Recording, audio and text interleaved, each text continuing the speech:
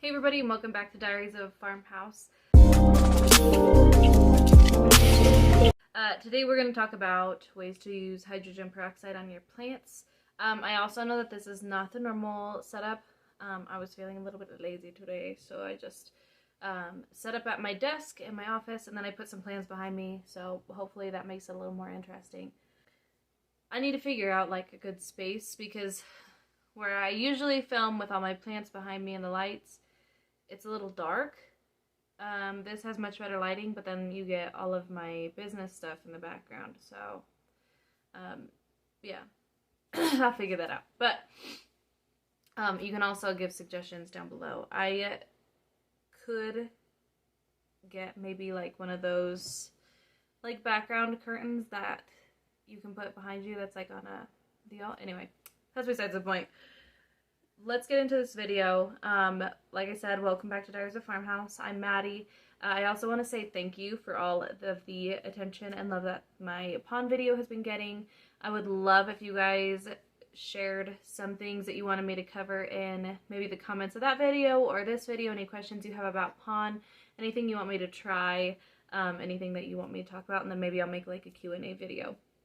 So go ahead and get started. We're talking about ways to use hydrogen peroxide, 3% hydrogen peroxide. Usually you can get it at like your dollar store. I kind of look like a crazy person when I go to the dollar store sometimes because I will just load up on hydrogen peroxide because I always end up using our supply for like our bandages and stuff to do like soil flushes and such. So there's a few main ways to use hydrogen peroxide on your plants. I have used all of these but one. I'm going to start with soil sterilization. So a lot of soils that you get at the store are going to have dormant fungus gnats and soil mites and maybe any other pests that could be hatching out in the soil, and they will lay dormant in that soil. You bring it home, you think it's a fresh bag of soil, and it has dormant pests in it. I feel like fungus gnats and some other pests, most pests are kind of unavoidable, but these are just some ways that you can kind of prevent any more pests getting into your plants in your house.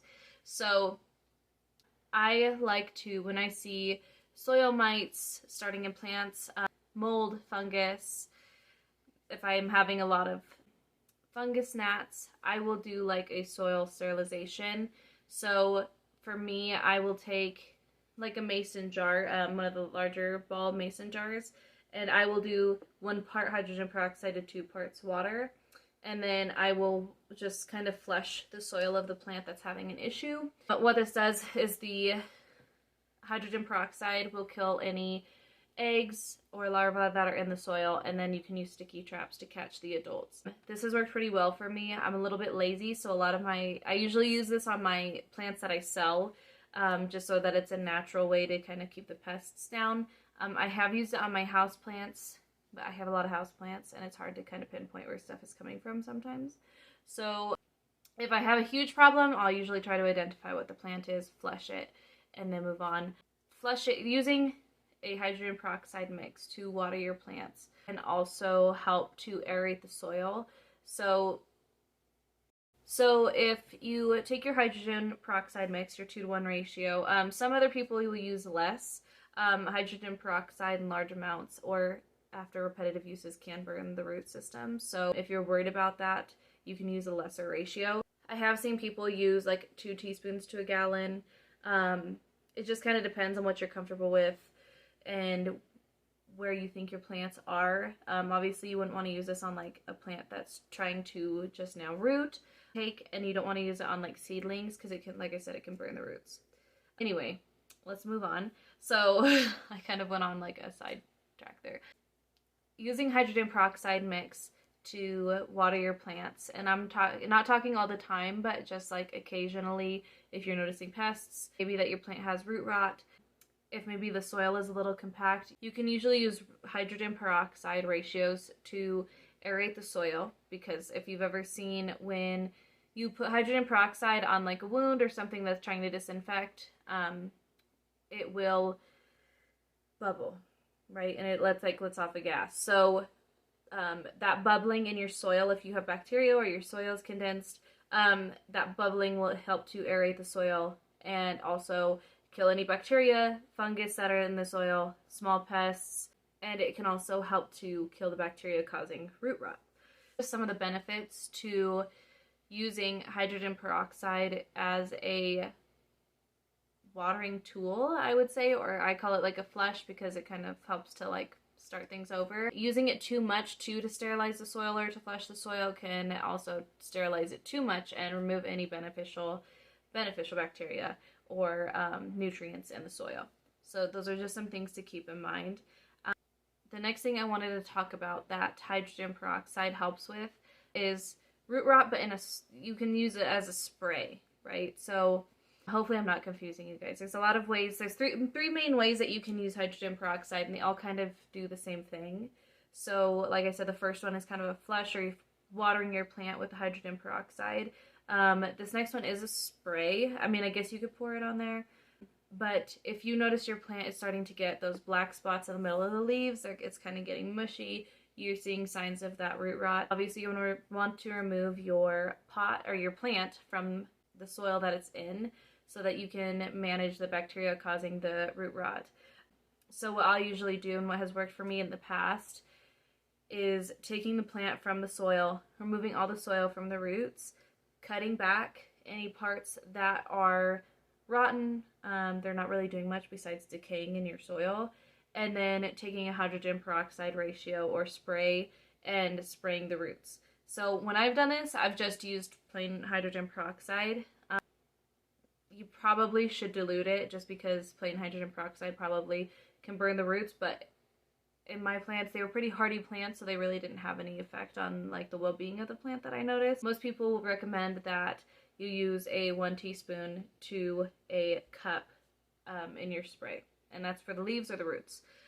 So you can use that ratio, that 1 teaspoon to 2 teaspoons per cup, to spray on the roots and kill the bacteria or any remaining bacteria on the healthy roots so that bacteria doesn't spread once you repot your plant. So hydrogen peroxide is super beneficial when treating or preventing root rot. And then lastly, I know this is kind of a quick video today, but I'll do like a summary at the end. I know I'm kind of talking a little bit fast too, and I'll try to put everything either in the description below or up on the screen. So the other thing people do is mist their leaves with hydrogen peroxide.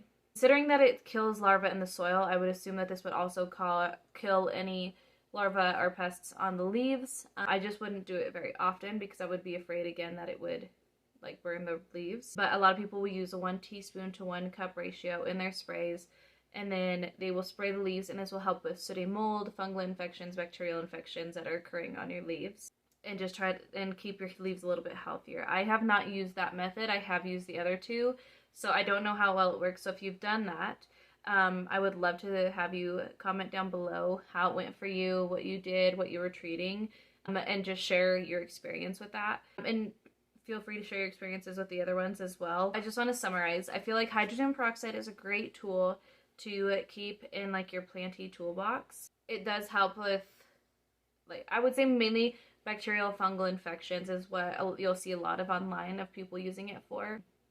But it's great to water your plants with on occasion to treat pests in the soil, eggs, larvae, that kind of thing. You will still have to catch the adults with sticky traps. It's great to treat root rot with because it kills the bacteria that helps the root rot to continue spreading. It also helps with aerating the soil and killing any mold or bacteria in the soil that the pests will feed on.